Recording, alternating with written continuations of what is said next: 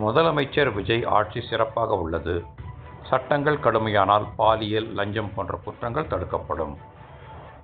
ஆட்சி மாறினாலும் காட்சிகள் மாறவில்லை. அதிகாரிகள் லஞ்சம் வாங்குகின்றனர். லஞ்சம் வாங்கும் அதிகாரியை 3 நாளில் விசாரணை நடத்தி வேலை நீக்கம் செய்ய வேண்டும். ஏசி சண்முகம் பேட்டி. சென்னை விமான நிலையத்தில் புதிய நீதி கட்சித் தலைவர் ஏசி சண்முகம் செய்தியாளர்களிடம் கூறியதாவது: மூலமாக இலவச சிகிச்சை செய்து கொண்டு வருகிறோம். அதற்கு கிடைத்த பரிசுதான் இது. இதற்கு முன்பாக 1.5 லட்சம் அறுவை சிகிச்சைகளை இலவசமாக செய்தோம் என்பதற்காக யுனைடெட் கிங்டம் கிளாஸ்கோவுக்கு என்னை அழைத்து royal college of physician surgeon doctorate கொடுத்தார்கள். அது இந்தியாவிலே டாக்டர் பட்டம் படிக்காத ஒருவன் நான் ஒருவன் தான் அதை வாங்கியிருக்கிறேன். ரஷ்யாவை அழைத்து புதிய கவர்மெண்ட்டும் குர்ஸ்கு ஸ்டேட் மெடிக்கல் பல்கலைக்கழகத்திலே எனக்கு டாக்டர் பட்டம் கொடுத்தார்கள். மைசூர் பல்கலைக்கழகம் 104 ஆண்டு ஆகிறது, அதிலேயும் டாக்டர் பட்டம் கொடுத்தார்கள்.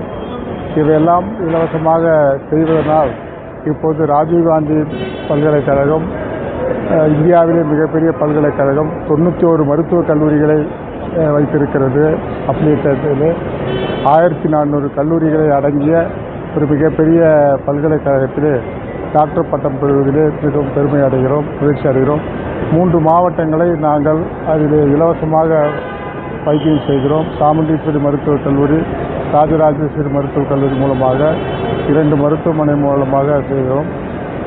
ராஜராஜேஸ்வரி கல்லூரி 1800 படுக்கைகள் கொண்ட மருத்துவமனை, 150 ICU பெட் இருக்கிறது, மாடுலார் ஆப்ரேஷன் 20 இருக்கிறது.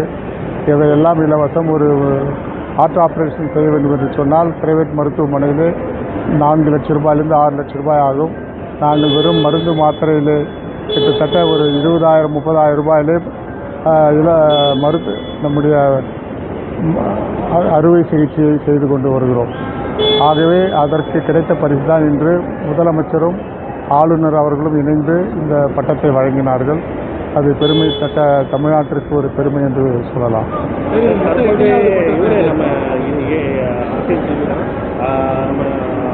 தமிழ் மாநில காங்கிரஸ் வந்து இந்தியா கூட்டணி என்டிஏ கூட்டணி வந்து வெளியே வந்து நம்ம இன்னும் என்டிஏ கூட்டணி. புதிய நீதி கட்சியை பொறுத்தவரை பாரத பிரதமர் நரேந்திர மோடி அவர்கள் உலக அளவிலே இந்தியாவை முன்னிறுத்தி நடத்தி கொண்டிருக்கிறார்கள். ஆகவே நாங்கள் தேசிய ஜனநாயக கூட்டணியிலே தொடர்ந்து அங்கம் வகித்துக் கொண்டிருக்கிறோம். புதிய நீதி கட்சி தமிழக வெற்றிக்காக சொன்னது போலவே வெள்ளை அறிக்கையை வந்து வெளியிட்டிருக்காங்க. அது மக்கள் அவங்க சொன்னது போல் அவங்க வெள்ளை அறிக்கை விட்டுருக்காங்க.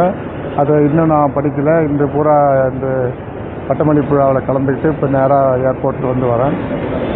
அது மொத்தத்தில் தனியார் கடன், மாநிலத்தினுடைய கடன் சுமை அதிகமாக்கப்பட்டிருக்கிறது. கடந்த 10 ஆண்டு காலத்திலே அதிகமாக கடன் சுமையை தமிழகத்திற்கு மக்கள் மீது திணித்திருக்கிறார்கள். ஆகவே இந்த அறிக்கை படித்த பிறகுதான் தெரியும். தொடர்ச்சியாக முன்னாள் அமைச்சர்கள் வந்து அதிமுகவிலிருந்து தாவேக்காவுக்கு நோக்கி நகரத்தை நம்ம பார்க்கணும். அப்போ தமிழக அரசில் தமிழக வெற்றி கழகம் ஒரு தவிர்க்க முடியாத சக்தியாக வளர்ந்து தமிழக வெற்றி கழகத்தை பொறுத்தவரை எப்படி ஆட்சிக்கு வந்தார்கள்? ஒரு மிகப்பெரிய மாற்றம் வேண்டும் என்று மக்கள் விரும்பி மாற்றத்திற்காக போட்டிருக்கிறார்கள், வாக்களித்திருக்கிறார்கள். அந்த மக்களுக்கு ஏற்றார் போன்ற ஒரு ஆட்சியை விஜய் அவர்கள் நடத்தி கொண்டிருக்கிறார்கள், முதல்வர் அவர்கள். ஆகவே என்னை பொறுத்தவரை ஒரு நல்ல ஆட்சி என்றுதான் என்னால் சொல்ல முடியும். என்று சொன்னால் இன்னும் அதிலே தொடர்ந்து பிரச்சனைகள் இருந்து கொண்டுதான் இருக்கிறது. மேல்மட்டத்திலே லஞ்சம் இல்லை, ஆனால் அதிகாரிகள் வாங்கி கொண்டிருக்கிறார்கள். அதற்கு ஒரே வழி சஸ்பெண்ட் என்ற ஒரு பெயரை வைக்கக்கூடாது. ஒரு 3 நாட்களிலே விசாரணை வைத்து வேலை நீக்கம் செய்யப்படும் என்று அறிவித்து விட்டாலே முதல்வர் விஜய் அவர்களுக்கு மிகப்பெரிய பெயரும் புகழும் கிடைத்துவிடும். என்று தன்னுடைய வேலை போய்விடும் என்று சொன்னால் 5 லட்சம் கொடு, 10 லட்சம் கொடு, 2 லட்சம் கொடு என்று அதிகாரிகள் கேட்க மாட்டார்கள். ஆட்சி மாறி இருக்கிறது, காட்சிகள் இன்னும் கொஞ்சம் மாறவில்லை என்றால் அதிகாரிகள் மட்டத்திலே அது அந்த ஊழல்கள் நடந்து கொண்டு தான் இருக்கிறது. அது தடுக்கப்பட வேண்டும் என்று சொன்னால் ஒரே வழி வேலை நீக்கம்.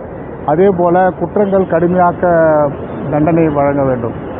சவுதி அரேபியாவில் நீங்கள் பகலில் ஜமாத்துக்கு போகும்போது சும்மா ஒரே ஒரு கீயை வச்சு லாக் பண்ணிட்டு போகிறான்.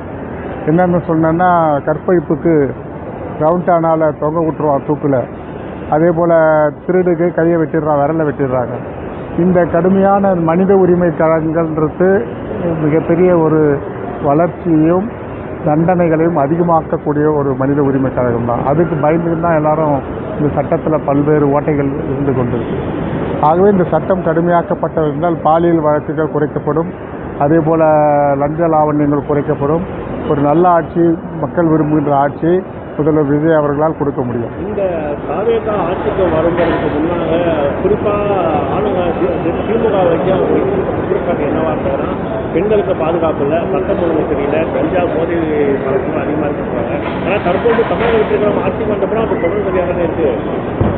இந்த குற்றங்கள்லாம் ஓராண்டில் நடந்ததா? இந்த குற்றங்கள் தொடர்ந்து 10 காலம் நடந்து கொண்டு தான் இருக்கிறது. அது இன்னும் சென்ற ஆண்டு அதிகமாக இருந்தது, இந்த ஆண்டு அது தொடர்கதையாக இருந்தது. ஆகவேதான் சட்டம் கடுமையாக்கப்பட வேண்டும். பாலியல் தொல்லை பெண்களுக்கு கொடுத்தால் பெண்களுக்கு பாதுகாப்பு வேண்டும் என்று சொன்னால், வால்டர் தேவாரம் ஒரு நல்ல செய்தி சொல்கிறேன். வால்டர் தேவாரம் நக்சலைட் தமிழகத்திலே வளர்ந்தது. தருமபுரி மாவட்டம் முழுவதும் நக்சலைட் இயக்கமாக வந்தது. அதே போல் கிருஷ்ணகிரி வரை வந்தது, வடார்காடு வேலூர் வரை வந்தது. வால்டர் தேவாரம் தமிழக முதல்வர் டாக்டர் எம்ஜிஆர் அவர்களை வந்து சந்தித்தார். கொஞ்சம் நான் கடுமையாக ஆக்ஷன் எடுக்கணும், நீங்கள் அனுமதி கொடுங்கன்னார். ஒன்றில் ஒரு 10-15 பேரை சுட்டார். அந்த மலையே காணும், மலையில் இருக்கிற ஒரு நக்சலைட்டும் இல்லை. நக்சலைட் பூரா வெளி மாநிலத்துக்கு போயிட்டான், வெளியூருக்கு போயிட்டான். இப்போ தமிழ்நாட்டில் நக்சலைட் என்ற ஒரு வார்த்தை இல்லை என்று சொன்னால் அது தமிழக முதல்வர், முன்னாள் முதல்வர் புரட்சித் தலைவர் எம்ஜிஆர் அவர்களை சாரும், டிஐஜியாக இருந்த வால்டர் தேவாரத்தை சாரும். எதற்காக இதை இந்த நேரத்தில் குறிப்பிடுகிறேன் என்று சொன்னால், சட்டம் கடுமையாக்க வேண்டும். காவல்துறைக்கு 80% செய்திகள் அவர்களுக்கு தெரியும். அவர்களுக்கு சுதந்திரம் கொடுத்தால் நிச்சயமாக இந்த கொலைகள், கற்பழிப்புகள், பாலியல் தொந்தரவுகள், அதேபோல் சிறுமிகள் பாலியல் தொந்தரவுகள் இவையெல்லாம் தடுக்கப்படும். நன்றி, வணக்கம்.